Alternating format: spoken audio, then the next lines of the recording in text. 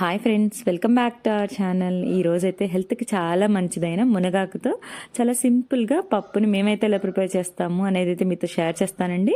మునగాకుని అయితే మనం తప్పకుండా మన డైట్లో ఇంక్లూడ్ చేసుకుంటే హెల్త్కి అయితే చాలా మంచిదండి. మునగాకులో ఏసీ విటమిన్స్, అంతేకాకుండా ఐరన్, కాల్షియం ఉంటాయి.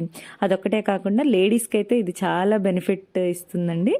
మెయిన్గా అయితే థైరాయిడ్ ప్రాబ్లం ఉన్న వాళ్ళకైతే చాలా హెల్ప్ అవుతుందండి. ఇది చాలా న్యాచురల్గా థైరాయిడ్ని అయితే రెగ్యులేట్ చేస్తుంది. కాబట్టి మీరు కూడా మీ డైట్లో అయితే తప్పకుండా ఇంక్లూడ్ చేసుకోండి. ఇప్పుడైతే మేమైతే సింపుల్గా మునగాకు పప్పుని అయితే ఎలా ప్రిపేర్ చేస్తాము అనేది అయితే చూసేద్దాం. దీనికోసం అయితే ముందుగా కుక్కర్ని అయితే తీసుకొని అందులో అయితే పప్పుని ఒక 2 సార్లు శుభ్రంగా క్లీన్ చేసేసుకొని తీసేసుకోవాలండి. ఇందులో అయితే మునగాకుని అయితే యాడ్ చేసుకోవాలండి. అలాగే ఒక టమాటోని ఇలా 4 ముక్కలుగా కట్ చేసుకొని యాడ్ చేసేసుకోవాలి. అలాగే ఒక 3-4 పచ్చిమిర్చి, కొంచెం పసుపు, చింతపండును కూడా యాడ్ చేసుకోవాలి.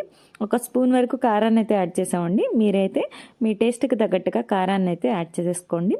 తర్వాత అయితే సరిపడా నీళ్ళని కూడా ఇందులో యాడ్ చేసుకోవాలి. వాటర్ని కూడా యాడ్ చేసిన తర్వాత అయితే మూత పెట్టి స్టవ్ ఆన్ చేసేసుకొని దీన్ని అయితే ఒక 4-5 విజిల్స్ రానిస్తే అయితే సరిపోతుందండి. నెక్స్ట్ అయితే స్టవ్ ఆఫ్ చేసేసుకొని విజిల్ పోయిన తర్వాత అయితే ఆవిరిపోయిన తర్వాత అయితే ఈ కుక్కర్ మూతనైతే తీసేసుకోవాలి. ఇప్పుడైతే ఇందులో కొంచెం ఉప్పునైతే యాడ్ చేసుకొని పప్పునైతే ఇలా మెత్తగా మెదుపుకోవాలండి. పప్పునైతే ఇలా మెత్తగా మెదిపేసుకున్న తర్వాత అయితే పోపు వేసేసుకోవడమేనండి. ఇప్పుడు అందుకోసం అయితే స్టవ్ ఆన్ చేసుకొని ఒక బాండీని అయితే పెట్టుకొని అందులో ఒక 2-3 స్పూన్ల వరకు ఆయిల్ని అయితే యాడ్ చేసుకోవాలండి. ఆయిల్ అయితే బాగా వేడైన తర్వాత అయితే ఒక 2 ఎండుమిర్చిని యాడ్ చేసుకోవాలి. అలాగే ఒక 6-7 వెల్లుల్లి రెమ్మల్ని అయితే దంచుకొని వెల్లుల్లి రెమ్మల్ని కూడా అయితే ఇందులో యాడ్ చేసేసుకోవాలండి.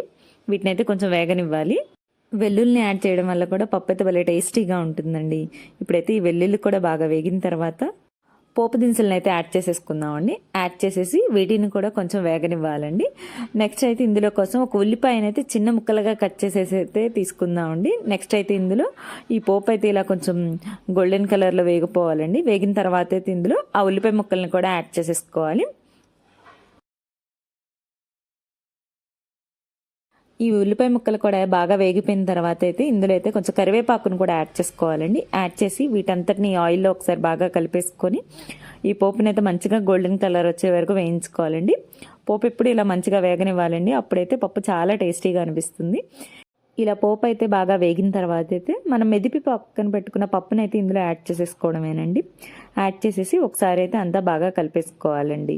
తర్వాత అయితే సాల్ట్ని అయితే ఒకసారి మీరు టేస్ట్ చూసుకొని సరిపోకపోతే మీ టేస్ట్కి తగ్గట్టుగా యాడ్ చేసేసుకోవడమే. ఇంతేనండి. ఇలా చాలా సింపుల్గా హెల్త్కి చాలా మంచిదైన మునగాకు పప్పునైతే ఎంతో టేస్టీగా ప్రిపేర్ చేసేసుకోవచ్చు. మా వీడియోస్ మీకు నచ్చినట్లయితే ప్లీజ్ లైక్ చేయండి, షేర్ చేయండి. అలాగే మీరు ఇంకా మా ఛానల్ని అయితే సబ్స్క్రైబ్ చేసుకోకపోతే ఇలాంటి మరిన్ని వీడియోస్ కోసం ప్లీజ్ సబ్స్క్రైబ్.